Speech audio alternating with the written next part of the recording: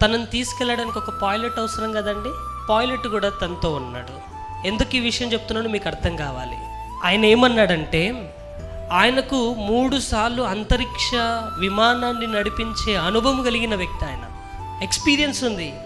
ఆయన చెబుతున్న మాటని ఇప్పుడు మీకు జ్ఞాపకం చేస్తున్నాను. విల్మోర్ ఆయన పేరు.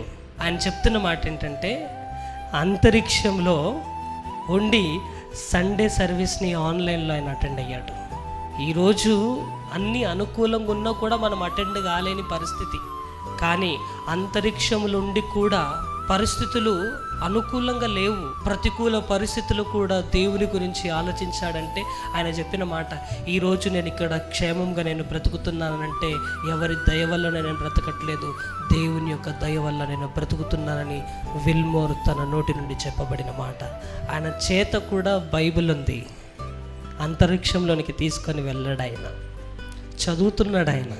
ఎందుకు ఈ విషయాన్ని మీకు చెప్తున్నానంటే, వారికే అంత ఆసక్తి ఉన్నప్పుడు మనకి ఇంకెంత ఆసక్తి ఉండాలో మీరు అర్థం చేసుకోండి.